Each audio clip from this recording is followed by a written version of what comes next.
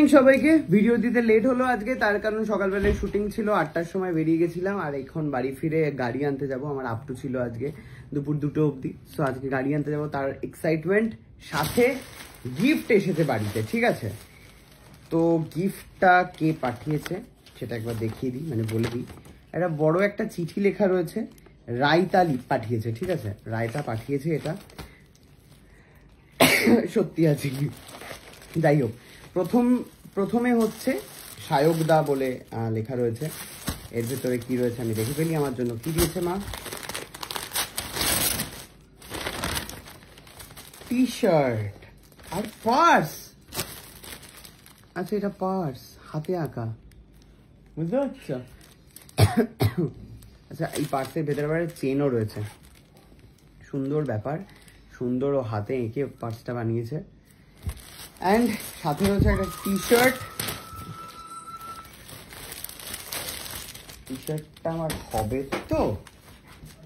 Yes, টি শার্টটা সুন্দর হবে বলছো। এটা কি কুকুর? ইয়েস মা, লুকে এঁকে দিয়েছে আমার সাথে। এটাও নিশ্চয়ই হাতে আঁকাই। হ্যাঁ, হাতেই আঁকা। তো ভীষণ সুন্দর এঁকেছে ও, তোমরা দেখতেই পাচ্ছ কাজটা। তো এটা হচ্ছে আমার গিফট।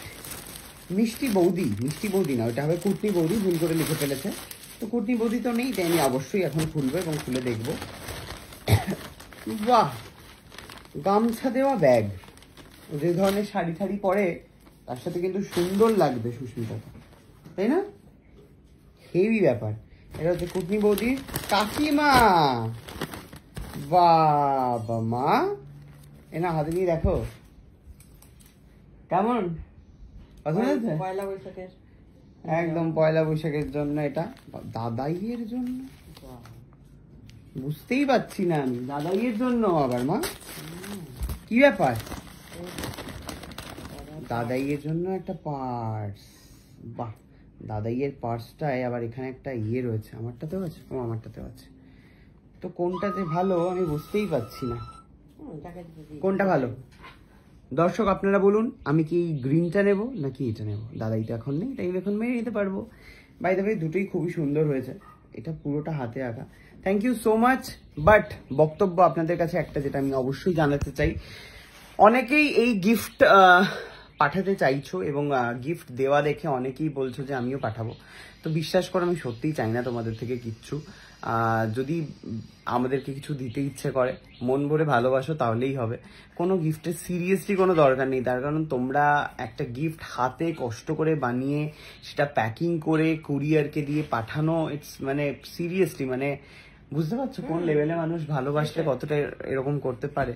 তো তোমরা ভালোবাসছো, এটাই যথেষ্ট, আর কিছু দিতে হবে না আমাদেরকে।